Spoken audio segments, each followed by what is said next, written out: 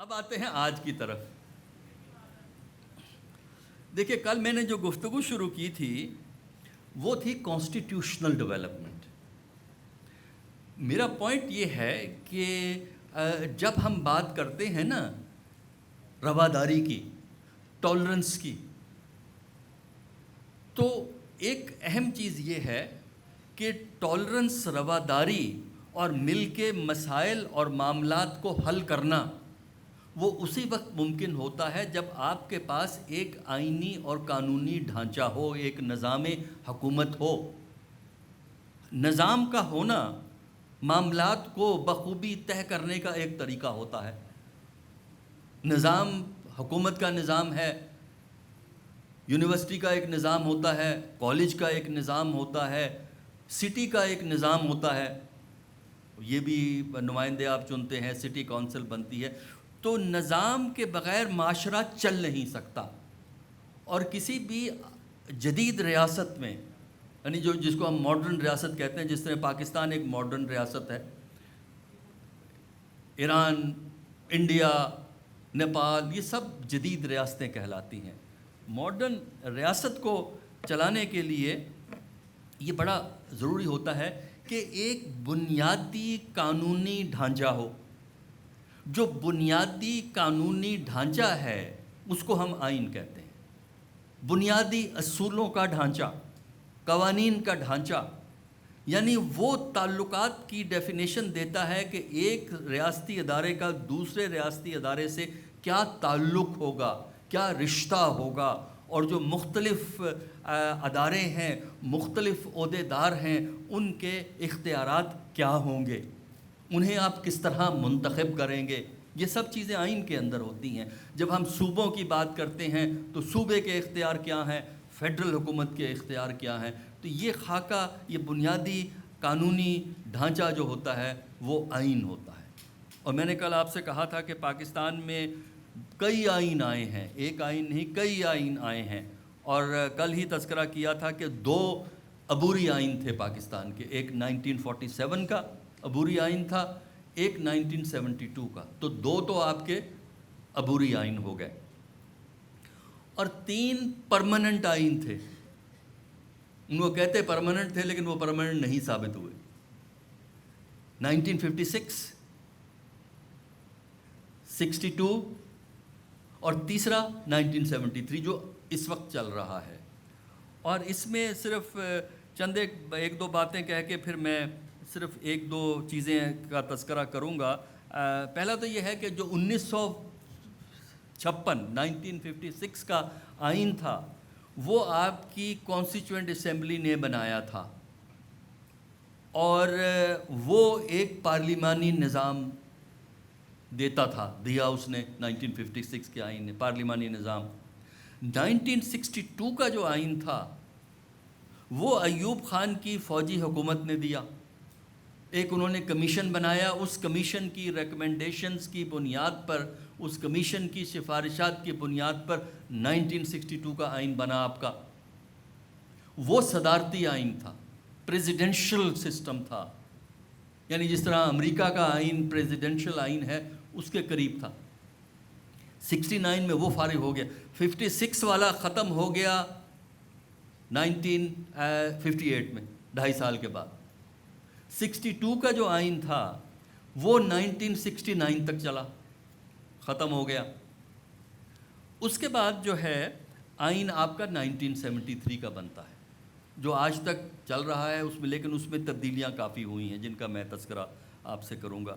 لیکن جو یہ ساری ہسٹری ہے 1947 سے لے کر 56، پھر 62، 73 یا 2017، ان میں ایک بنیادی ڈاکومنٹ جس کا تذکرہ ضروری ہے، جس کا تذکرہ آپ نے تھوڑا بہت اس سے پہلے پڑھا ہے پاکستان اسٹڈیز کے اندر، وہ ہے دی آبجیکٹیوز ریزولوشن، قرارداد مقاصد.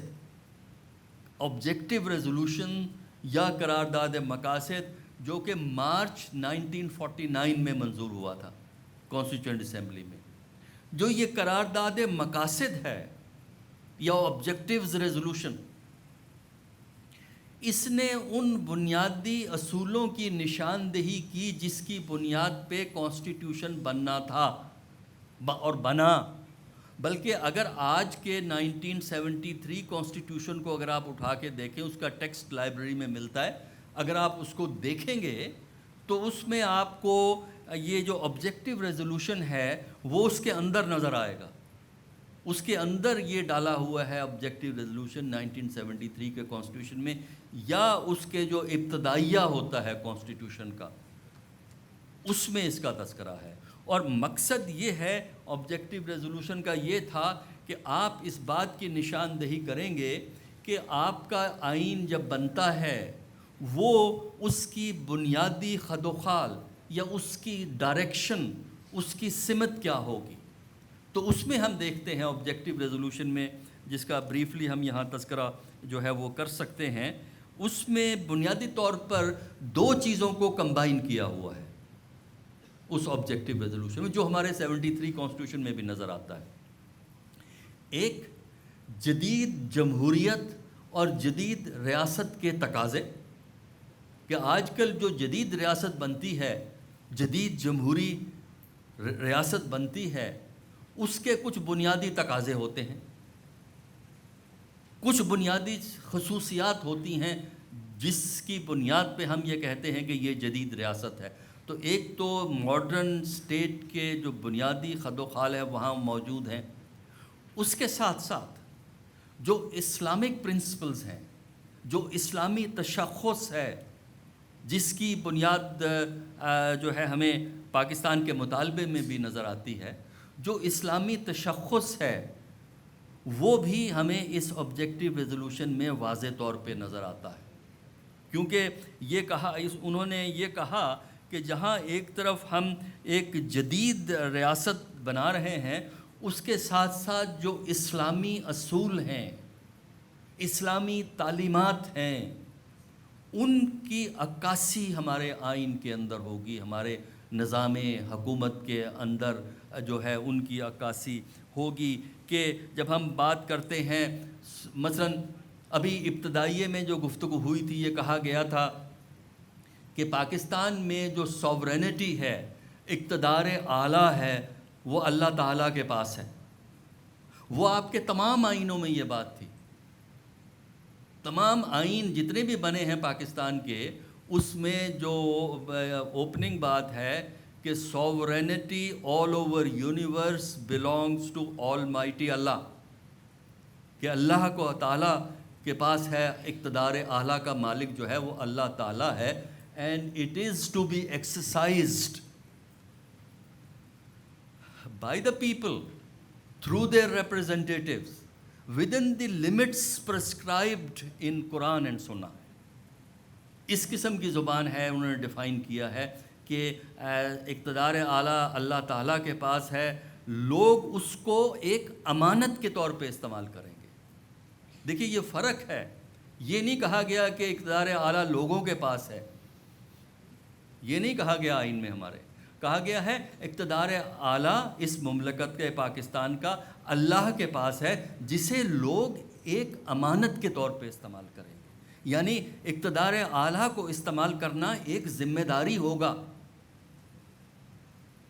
ایک کام ہے جو آپ کے سپرد ہوا ہے، اور کس طرح اس کو ایکسرسائز کرنا ہے ان لمٹس کے اندر جو اسلام کے اصولوں سے، اسلام کے قاعدوں سے، اسلام کی ہدایات سے وہ حدود جو بنتی ہیں، ان حدود کے اندر رہتے ہوئے آپ لوگوں نے، ہم نے، آپ نے اقتدار اعلیٰ کو استعمال کرنا ہے. تو یہ ایک نیا کانسیپٹ تھا. آج شاید آپ کو یہ بات کوئی اتنی حیران کو نظر نہ آئے، لیکن تھنک آف 1949، اس وقت اس قسم کے اوپننگ سینٹنسز کانسٹیٹیوشن میں دینے کا رواج نہیں تھا جو پاکستان نے دیے. تو اس لحاظ سے یہ جو چیز ہمارے سامنے نظر آتی ہے، اس کے ساتھ ساتھ فنڈامنٹل رائٹس کی بات ہوئی ہے اس آبجیکٹو ریزولوشن میں، کہ لوگوں کے کچھ بنیادی حقوق ہوں گے. بنیادی حقوق کا تصور جدید ریاست میں بھی ہے اور اسلام کے اصولوں میں بھی ہے. اسلام میں بھی بنیادی حقوق کی بات ہے. کچھ آپ کے حقوق ہیں، کچھ آپ کی ذمہ داریاں ہیں، کیونکہ حقوق جو ہیں وہ ذمہ داریوں کے بغیر نہیں ہوا کرتے۔ جہاں آپ کے کچھ حقوق ہیں جن کا تحفظ ضروری ہے، جس کا مطالبہ آپ کر سکتے ہیں، لیکن حقوق جو ہوتے ہیں ہمیشہ رسپانسبلٹی کے ساتھ ہوتے ہیں، حقوق ہمیشہ ذمہ داری کے ساتھ ہوتے ہیں۔ لہٰذا ایک شہری کی حیثیت سے جہاں آپ کے حقوق ہیں اور حکومت کا فرض ہے کہ وہ ان حقوق کی حفاظت کرے، آپ کا مستقبل محفوظ کرے، اگر حکومت نہیں کرتی تو اس کا مطلب یہ ہے کہ وہ اپنی ذمہ داریاں مکمل طور پر سر انجام نہیں دے رہی۔ تو لیکن اس کے ساتھ ساتھ کچھ ذمہ داریاں آپ کی ہیں، یہ اسلام میں بھی ہے اور آئین میں بھی ہے، ہمارے ماڈرن اسٹیٹ کے اندر بھی ہمیں یہ ملتا ہے۔ آپ کی ذمہ داریاں ہیں جو دوسرے آپ کے ساتھی ہیں، جو دوسرے شہری ہیں، کیونکہ جو ایک شخص کا حق ہے وہ دوسرے کی ذمہ داری ہے، جو دوسرے کا حق ہے وہ پہلے کی ذمہ داری ہے۔ تو حقوق و فرائض جو ہیں وہ ہمیشہ اکٹھے ہوتے ہیں۔ لہذا آئین میں جہاں فنڈامنٹل رائٹس کی بات کی ہے کہ وہ حقوق جو کہ حکومت کو نہیں لینے چاہیے لوگوں سے بلکہ حفاظت کرنی چاہیے، اور اگر ایسا نہیں کرتی حکومت تو اس کا مطلب یہ ہے کہ وہ اپنے کام کو پوری طرح سر انجام جو ہے وہ نہیں دے رہی۔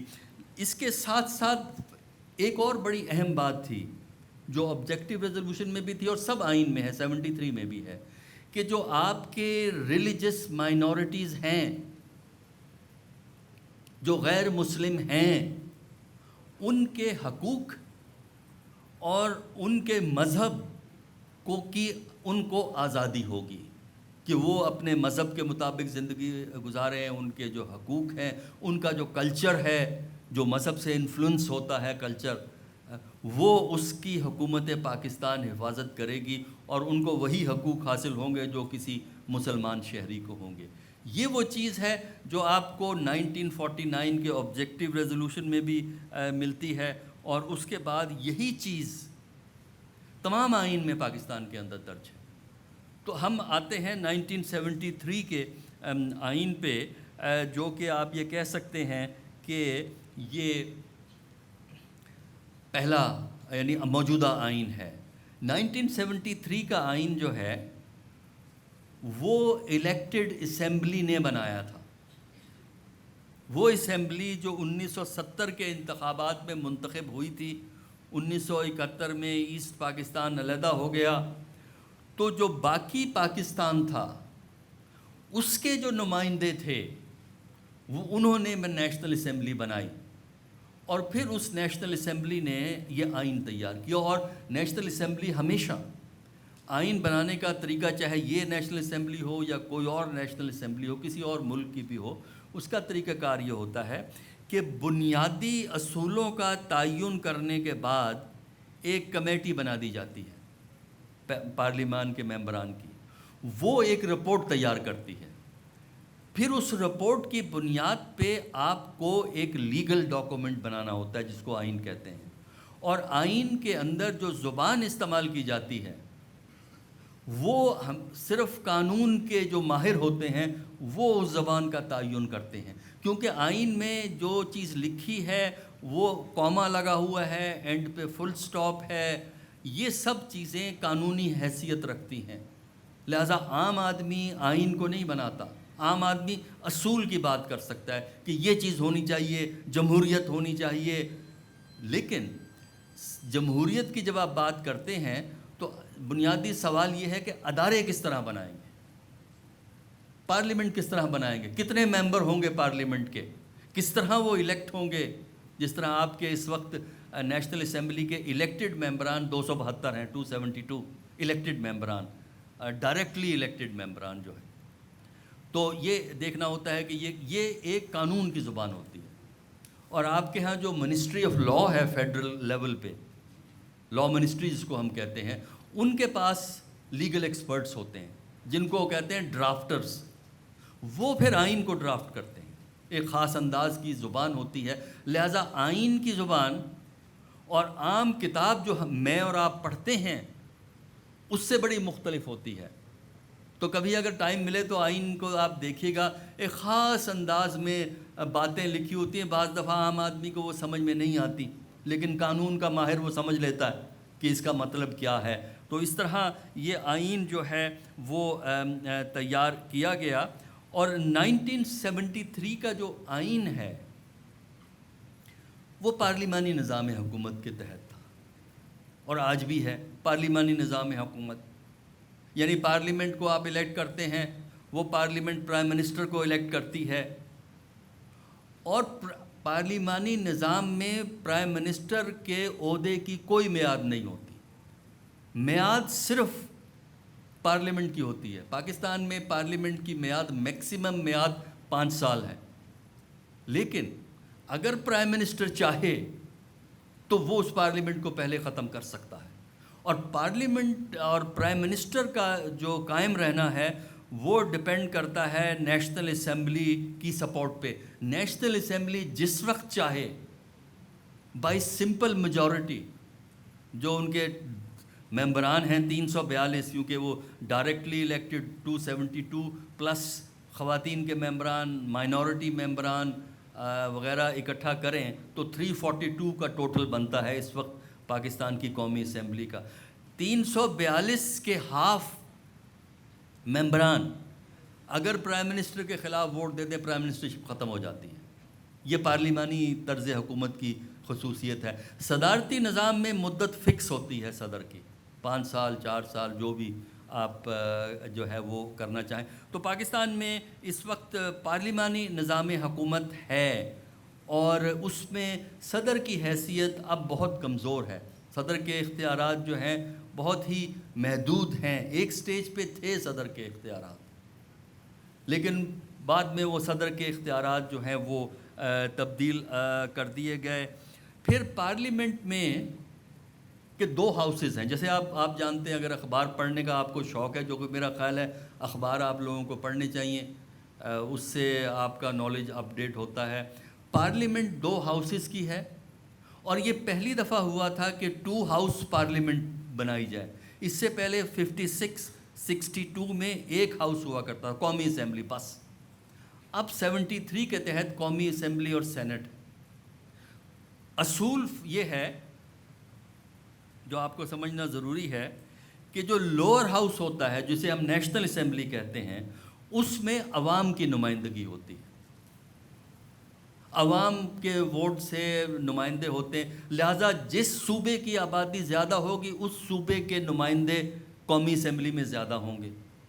جس طرح پنجاب کی آبادی سب سے زیادہ ہے تو سب سے زیادہ نمائندے پنجاب سے ہیں، اس کے بعد ہے۔ ابھی آپ آج کا اگر اخبار جا کے دیکھیں تو نئی پاپولیشن سینسس کے مطابق سیٹیں کچھ ایڈجسٹ کی جا رہی ہیں، یعنی 272 سیٹیں تو رہیں گی ڈائریکٹلی الیکٹڈ، لیکن پنجاب کی کچھ سیٹیں کم ہو رہی ہیں، 9 سیٹیں، 7 الیکٹڈ 2 انڈائریکٹلی الیکٹڈ۔ پنجاب کی 9 سیٹیں کم ہو جائیں گی، اور خیبر پختونخوا کی سیٹس چند ایک بڑھ رہی ہیں، بلوچستان کی سیٹس بڑھ رہی ہیں، تو یہ ایڈجسٹمنٹس جو ہے وہ ہوتی ہیں۔ تو لوور ہاؤس میں ہوتے ہیں عوام کی نمائندگی، وہاں پاپولیشن کرائٹیریا ہوتا ہے، چھوٹے صوبے کے زیادہ، چھوٹے صوبے کے کم، بڑے صوبے کے زیادہ۔ جو اپر ہاؤس ہے، جس کو ہم سینٹ کہتے ہیں، انڈیا میں بھی اپر ہاؤس ہے جس کو راجیہ سبھا کہتے ہیں، امریکہ میں بھی اپر ہاؤس ہے، سینٹ ہے۔ جو اپر ہاؤس ہوتا ہے، جو سینٹ ہوتا ہے، اس میں وفاق کی اکائیوں کی نمائندگی ہوتی ہے، پاپولیشن کی نہیں۔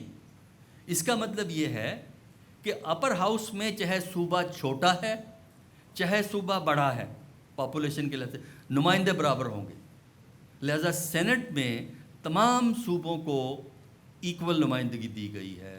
اس کے اندر پاکستان کے تمام صوبے، چاہے بلوچستان جس کی پاپولیشن سب سے کم ہے، پنجاب جس کی پاپولیشن سب سے زیادہ ہے، سب کی برابر نمائندگی دی گئی ہے، تاکہ صوبوں میں یہ اعتماد پیدا ہو کہ اپر ہاؤس میں وہ برابر نمائندگی آپ کو ملے گی، جو کہ اس وقت جو ہے نمائندگی دی گئی، تاکہ جو بڑے بڑے سیاسی معاملات اگر آپ نے طے کرنے ہیں تو وہ معاملات گفت و شنید سے ہوں، یعنی کوئی ایک مکمل طور پہ کنٹرول نہ کر سکے، جو معاملات طے کرنے ہیں وہ گفت و شنید سے ہوں، وہ ڈائلاگ سے ہوں، وہ ایک دوسرے کو اکوموڈیٹ کرنے سے ہوں، مل جل کے معاملات کو طے کریں. یہ ایک بنیادی اسپرٹ ہوتی ہے جس کی وجہ سے پارلیمنٹ کا سٹرکچر جو ہے انہوں نے اس انداز میں جو ہے وہ قائم کیا ہے.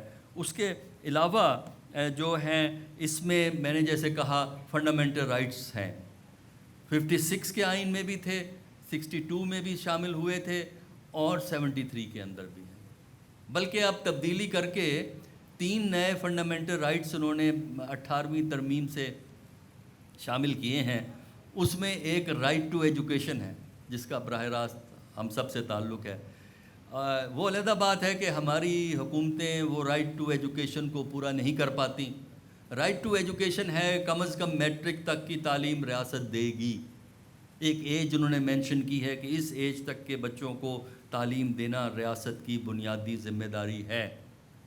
اصولی طور پہ تو ہے، لیکن عملی طور پہ ہم جانتے ہیں کہ ہماری پاپولیشن کے اچھے خاصے ینگ لوگ جو ہیں وہ اسکول میں نہیں جاتے یا ڈراپ ہو جاتے ہیں. پرائمری اسکول میں داخل ہوئے، کلاس 5 پہ ڈراپ ہو گئے، 6 7ویں میں ڈراپ ہو گئے، یعنی میٹرک تک نہیں پہنچ پاتے.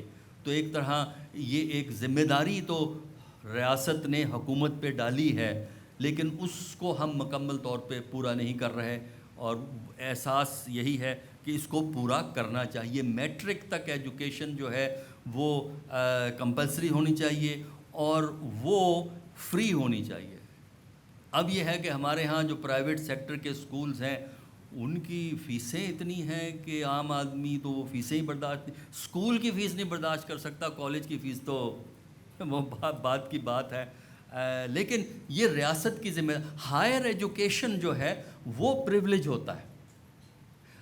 یعنی کم از کم جو ہے یہ ریاست کی ذمہ داری ہوتی ہے کہ وہ کم از کم جو آپ کا انٹرمیڈیٹ ہے یا بی ایس کا لیول ہے اس وقت تک تعلیم کی سہولتیں دے.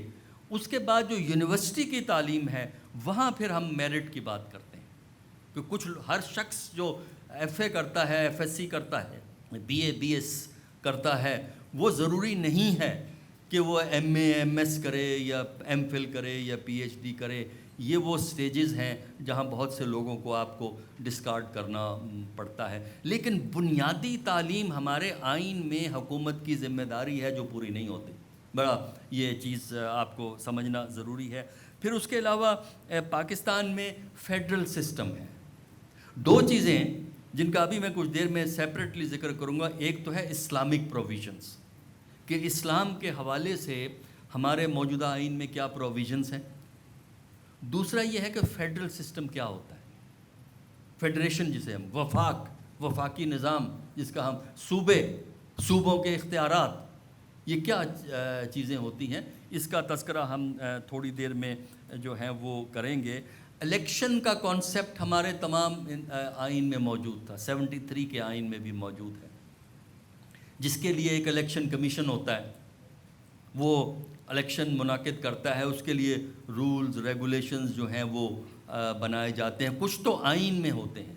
الیکشن کے لیے کچھ چیزیں آئین میں ہوتی ہیں، کچھ چیزیں جو ہیں وہ آپ کی پارلیمنٹ، قومی اسمبلی اور سینٹ قانون بناتے ہیں.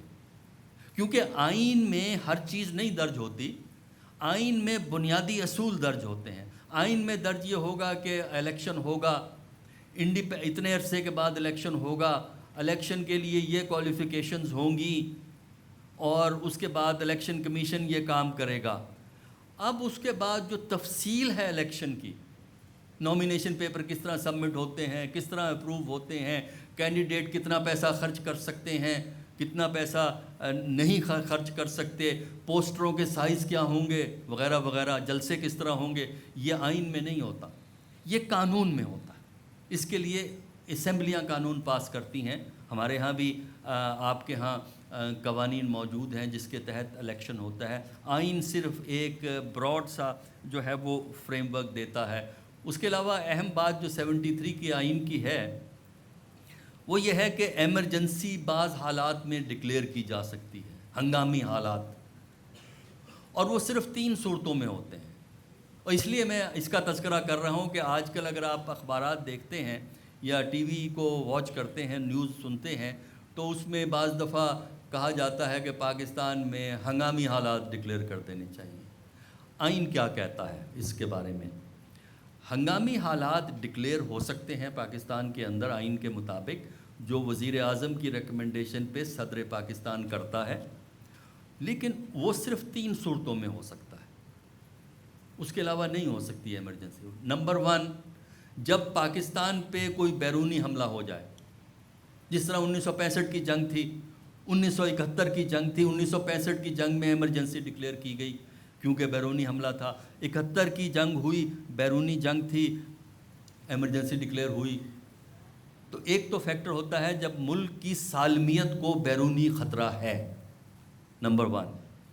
نمبر 2، جب اندرونی خلفشار اتنا بڑھ جائے کہ حکومت، کوئی صوبے کی حکومت اس کو کنٹرول نہ کر سکے، اندرونی خلفشار، ہنگامہ، جھگڑے، انٹرنل کرائسس جس کو ہم کہتے ہیں۔ اگر انٹرنل کرائسس ہو جائے تب بھی ایمرجنسی ڈکلیئر کی جا سکتی ہے، ہنگامی حالات ڈکلیئر کی جا سکتی ہیں۔ یہ دوسری بیسس ہوتا ہے۔ تیسرا بیسس جو ہے وہ ہے کہ اگر ملک میں اقتصادی کرائسس، اکنامک کرائسس، کہ آپ کی اکانومی کو خطرہ پیدا ہو گیا، آپ کی اکانومی صحیح نہیں چل رہی اور آپ پہ بہت زیادہ اکنامک کرائسس پیدا ہو گیا ہے، تب بھی اکنامک کرائسس کی وجہ سے بھی ملک میں ایمرجنسی ڈکلیئر کی جاتی ہے۔ جب ایمرجنسی ڈکلیئر کی جاتی ہے ان 3 وجوہات پہ، بیرونی حملہ، اندرونی صورتحال کا خراب ہونا، تیسرا اقتصادی مسائل، اقتصادی کرائسس، ایک بحران، اقتصادی بحران پیدا ہو جائے، تب ایمرجنسی آپ ڈکلیئر کرتے۔ ایمرجنسی کا مطلب یہ ہوتا ہے کہ فیڈرل حکومت کے اختیارات بڑھ جاتے ہیں، اور پھر فیڈرل حکومت وہ بہت سے کام کر سکتی ہے جو کہ عام حالات میں فیڈرل حکومت کے لیے ممکن نہیں ہوتے، لیکن ان کا تعلق صرف ایمرجنسی سے ہوتا ہے۔ یہ نہیں ہے کہ ایمرجنسی کی ایک وجہ سے کارروائی دوسری طرف کرنی شروع کر دی۔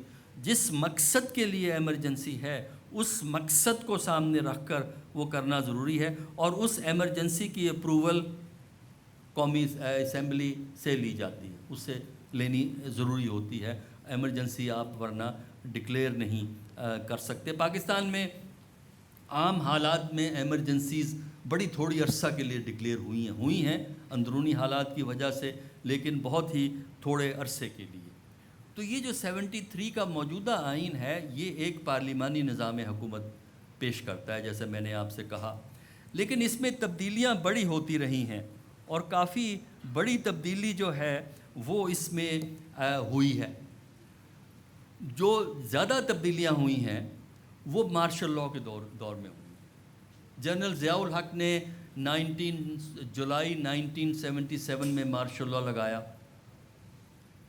اس کے بعد انہوں نے 1985 کے اینڈ تک مارشل لاء رکھا، اور انہوں نے پھر آئین میں بنیادی تبدیلیاں کی۔ انہوں نے صدر کے اختیارات، یعنی اپنے اختیارات بڑھائے۔ ایک تو بنیادی تبدیلیاں وہاں ہوئیں، پھر جنرل مشرف نے فوجی حکومت قائم کی تھی 99 میں۔ انہوں نے 2002 میں آئین میں بڑی تبدیلیاں کی، لیکن آئین بحال رہا 2002 کے بعد۔ پھر تیسری اہم تبدیلی جس کا تذکرہ ضروری ہے وہ 2010 میں ہوئی ہے۔ 2010 میں آپ کی اسمبلی نے، 2010 میں فیڈرل لیول پہ پیپلز پارٹی کی حکومت تھی، لیکن اس میں تمام بڑی پارٹی شامل تھی، پیپل پارٹی، مسلم لیگ شامل تھی، اور انہوں نے ایک آئینی ترمیم کی جس کی وجہ سے جو پرائم منسٹر کے اختیارات بڑھے۔ اور مثلا ایک جو بڑی جو اہم تبدیلی اس وقت ہوئی تھی، مثلا خیبر پختونخوا، آج کل ہم کہتے ہیں نا خیبر پختونخوا، اس سے پہلے اس کا نام تھا north west frontier province, NWFP، کتابوں میں آپ کو NWFP ملتا ہے، خیبر پختونخوا۔ جو یہ نام چینج ہوا ہے NWFP سے خیبر پختونخوا، یہ 18ویں ترمیم جو 2010 کی جو ترمیم ہے اس کے ذریعے یہ نام چینج کیا گیا. ان سے باقاعدہ اس پہ بحث ہوئی اور اس کے بعد فیصلہ یہ ہوا، کیونکہ یہ بڑا پرانا مطالبہ تھا خیبر پختونخوا سے کہ یہ نارتھ ویسٹ فرنٹیئر پروونس جو ہے یہ تو صرف جغرافک لوکیشن بتاتا ہے کہ یہ زمین، یہ جو صوبہ بر صغیر کے نارتھ ویسٹ میں ہے، جغرافک لوکیشن دیتا ہے، یہ آئیڈینٹی نہیں دیتا. تو اس پہ وہاں یہ تھا، بڑے نام تجویز ہوئے، کئی نام تجویز ہوئے اس کے. پھر فیصلہ یہ ہوا کہ اس کا نام خیبر پختونخوا KP جو ہے وہ رکھا جائے گا. اور وہ اپریل 2010 میں جب یہ ترمیم 18ویں ترمیم ایفیکٹو ہوتی ہے تب یہ جا کے نام بدلتا ہے. تو آپ کے لیے یہ چیز یاد رکھنا ضروری ہے کہ یہ NWFP سے KP کب بنا. یہ 18ویں ترمیم 2010 اور صدر نے اس پہ سائن کیا تھا اپریل 2010 میں، تب وہ یہ تبدیلی آئی. اب اس میں جو بات کرنے والی ہے، ہم 1973 کے آئین کی ہم بات کر رہے ہیں، اس میں تھوڑا سا تذکرہ میں کروں گا اسلامک پروویژنس کا اور پھر فیڈریشن کا، کہ فیڈریشن کیا چیز ہے. دیکھیے جیسے ہم نے ڈسکس کیا ہے، پاکستان کے تشخص کے ساتھ اسلام منسلک ہے. جدوجہد آزادی میں مسلم لیگ نے یہ کہا تھا کہ بر صغیر کے مسلمان ایک قوم ہیں اور ایک قوم کی حیثیت سے ان کو علیحدہ ملک چاہیے. یہ تھا بیسک آرگومنٹ مسلم لیگ کا جو انہوں نے پریزنٹ کیا 1940 آنورڈ جو ہے. تو اس لیے ایک رشتہ اسلام کا پاکستانی تشخص کے ساتھ ہمیں ملتا ہے، واضح طور پہ جو ہے وہ یہ جو ہے رشتہ جو ہے ملتا ہے. لیکن اگر آپ دنیا کے مسلمان ممالک میں چلے جائیں، ہم تو پاکستان کی بات کر رہے ہیں نا، یہ اسی پہ ہم فوکس کریں گے، لیکن اگر آپ دیکھیں دنیا میں اتنے مسلمان ممالک ہیں، وہاں ریاست کا اور مذہب کے رشتوں میں فرق ہے. مسلمان ملک تو ہے لیکن آپ کو وہ قریبی رشتہ نہیں ملے گا اسلام اور ریاست میں بہت سے اسلامی ملکوں میں جو قریبی رشتہ آپ پاکستان میں دیکھتے ہیں. وجہ اس کی یہ ہے کہ ہر ملک کا ایک اپنا سیاسی تجربہ ہے، اس تجربے کی روشنی میں آپ اپنے سیاسی نظام کو مرتب کرتے ہیں. لہٰذا بہت سے مسلمان ممالک جو ہیں وہ آئین میں اسلام کو وہ اہمیت نہیں دیتے جو پاکستان کے آئین میں اسلام کو اہمیت دی گئی ہے. تو یہ چیز ذہن میں رکھنی چاہیے کہ یہ مختلف ممالک نے اس تعلق کو، جو مذہب کا ریاست سے تعلق ہے، اس کو مختلف انداز میں پیش کیا ہے. اور ہم نے ایک انداز میں پیش کیا، ایک ہمارا تجربہ تھا. ترکی نے مسلمان میجورٹی ملک ہے، ایک مختلف انداز میں دیکھا، انہوں نے سیکولر نظام اپنایا. ترکی نے اگرچہ اسلام کلچر کا حصہ ہے. بیسک جو آپ کو بحث اسلامی دنیا میں نظر آتی ہے وہ یہ ہے کہ کیا اسلام آپ کی ریاست کی شناخت ہوگا یا اسلام ریاست کی شناخت نہیں ہوگا لیکن آپ کے کلچر کا حصہ ضرور ہے اور رہے گا. کلچر کا حصہ جو ہے وہ امپیکٹ جو ہے وہ کریٹ جو ہے وہ کرتا ہے. تو اس طرف بھی جو ہے وہ ہمیں توجہ جو ہے وہ دینی ہوتی ہے کہ اس کو ہم کس طرح جو ہے وہ کریں گے. تو پاکستان میں ہم نے دیکھا کہ جہاں ایک طرف اسلام سے رشتے کی بات کی ہے مسلم لیگ نے، وہاں اسلام نے ریلیجس مائنورٹیز کے حقوق کی تحفظ کی بات بھی کی ہے. قائد اعظم کی تقاریر دیکھ لیں، پاکستان کا آئین دیکھ لیں، اس میں تحفظ جو ہے ہمیں موجود ہے. قائد اعظم کے ہاں یہ تصور بھی ہے کہ ایکول سٹیزن شپ کا، چاہے آپ مسلمان ہیں، نان مسلم ہیں، ایکول سٹیزن شپ کا تصور ہے. بلکہ ایک مقام پہ تو انہوں نے کہا ہے کہ اسٹیٹ سب لوگوں کو ایک نظر سے دیکھے گی، مذہب کے پوائنٹ آف ویو سے نہیں دیکھے گی، بلکہ ایک شہری کی حیثیت سے وہ ان کو جو ہے وہ دیکھے گی. تو یہ چیزیں ہمیں نظر آتی ہیں. تو جب ہم اس کے بعد آئین پہ آتے ہیں تو آئین میں جو چیز ہمیں نظر آتی ہے، اسلام کو پاکستان کے آئین میں اسٹیٹ ریلیجن ڈکلیئر کیا گیا 1973 کے کانسٹیٹیوشن میں کہ ریاست کا مذہب اسلام ہے. اس سے پہلے جتنے بھی آئین تھے پاکستان کے 56 اور 62 اس میں اسلام کو اسٹیٹ ریلیجن ڈکلیئر نہیں کیا گیا تھا، اگرچہ اسلامک پروویژن سب میں تھیں. 73 میں یہ تھا کہ اسلام کو اسٹیٹ ریلیجن ڈکلیئر کیا، ریاست کا جو ہے مذہب. اور اس کا مطلب یہ تھا، اور یہ ہمیشہ رہا ہے پاکستان کے اندر، کہ کوئی قانون ایسا نہیں ہوگا جو اسلام کی بنیادی تعلیمات کی نفی کرے یا اسلام کے بنیادی اصولوں سے ٹکرائے. اس حد تک قانون ختم ہو جائے گا جس حد تک یہ ٹکراؤ موجود ہے. لیکن بحث جو پاکستان میں رہی وہ یہ تھی کہ یہ فیصلہ کون کرے گا کہ یہ قانون اسلامی، میں کہتا ہوں اسلامی، آپ کہتے ہیں نہیں ہے اسلامی، یا آپ کہتے ہیں اسلامی، میں کہتا ہوں نہیں اس میں یہ کمی ہے. اس کا فیصلہ کون کرے گا؟ جو ہمارے ریلیجس علماء تھے 50s کے اندر اس کے ممبر ہوتے ہیں یا ان سے مشورہ کرتا ہے سپریم کورٹ، جو آپ کی شریعت بینچ، پھر وہ فیصلہ کرتی ہے کہ یہ قانون اسلامی ہے کہ نہیں ہے. جو فیصلہ کرے پھر اس پہ عمل ہوتا ہے. تو یہ میں نے جیسے کہا کہ ہر ملک کی اپنی روایت ہے. ہمارے ہاں یہ اختیار علماء کو نہیں دیا، لیکن علماء کا پولیٹیکل کلاؤٹ اتنا ہے پاکستان میں کہ اگر علماء کسی چیز پہ سٹینڈ لیں تو عام طور پہ پارلیمنٹ اس بات کو سنتی ہے، پارلیمنٹ اس بات کا خیال رکھتے ہوئے کچھ نہ کچھ تبدیلیاں کرتی ہے. ایک کونسل آف اسلامک آئیڈیالوجی ہے پاکستان میں، آپ نے اخباروں میں پڑھا ہوگا. یہ کونسل جو ہے اس میں علماء بھی ہوتے ہیں اور بہت سے وہ ہیں جو کہ ویسے اسکالرز ہوتے ہیں، ضروری نہیں مذہب کے ہوں، دنیاوی علوم کے اسکالرز بھی اس میں ہوتے ہیں. تو یہ ایڈوائزری کونسل بھی قانون جو آپ کی ریاست کے ہیں ان کو دیکھتی ہے کہ اسلامی ہے کہ نہیں ہے. لیکن کونسل آف اسلامک آئیڈیالوجی اس کی ریکمنڈیشن صرف ایک سفارش ہوتی ہے، بائنڈنگ نہیں ہے. یعنی یہ نہیں ہے جس طرح ایران کی کونسل کی میں نے بات کی تھی نا، گائیڈنس کونسل کی، اس طرح council for Islamic ideology Pakistan کی کسی قانون کو ختم نہیں کر سکتی. ہاں وہ سفارش کر سکتی ہے پارلیمنٹ کو کہ جناب ان کی رائے میں، علماء کی رائے یہ ہے کہ اس بات میں، اس قانون میں یہ کمی ہے، یہ خامی ہے، اس کو آپ اصلاح کیجئے.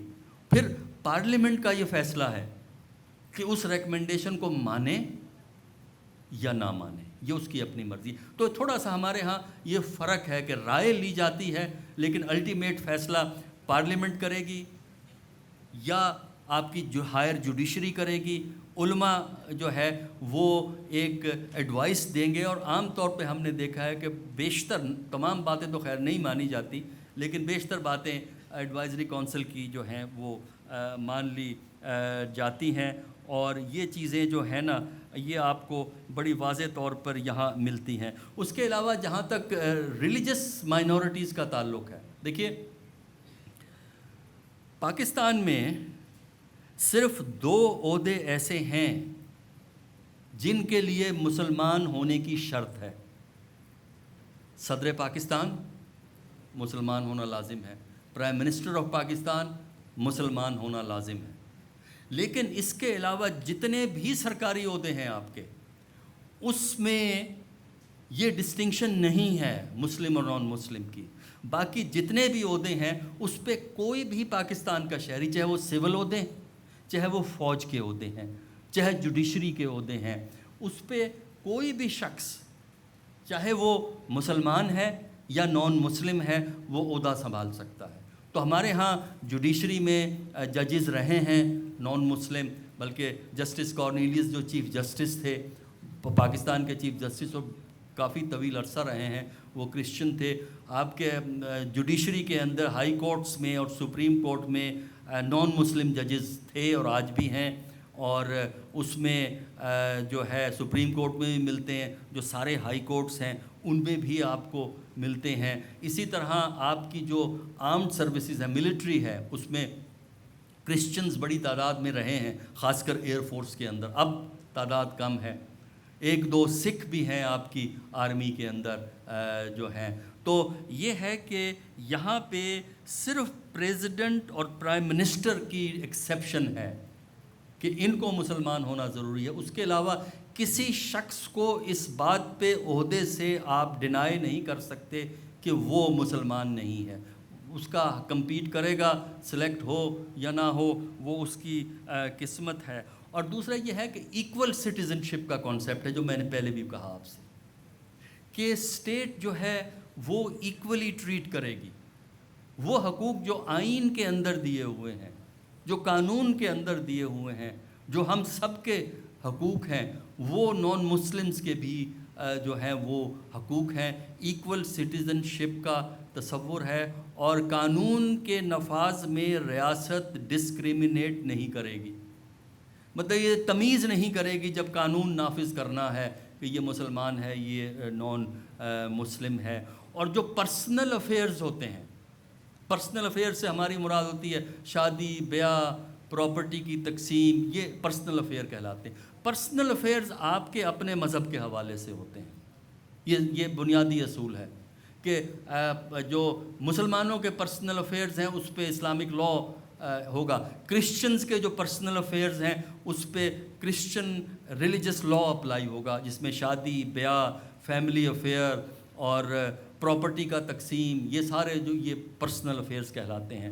اسی طرح اگر کوئی ہندو ہے یا سکھ ہے تو جو ان کا مذہب کی بنیاد ہے اس معاملات کو طے کرنے کی، کورٹس ان کو فالو کرتی ہیں جو کسی کے اپنے مذہب کا ہے۔ تو اس طرح آپ یہ کہہ سکتے ہیں کہ اسلام سے تشخص کے باوجود پاکستان کے آئین میں یہ کوشش کی گئی ہے کہ ایک ایکویلٹی کا تصور جو ہے وہ فروغ دیا جائے اور رواداری کو بڑھایا جائے۔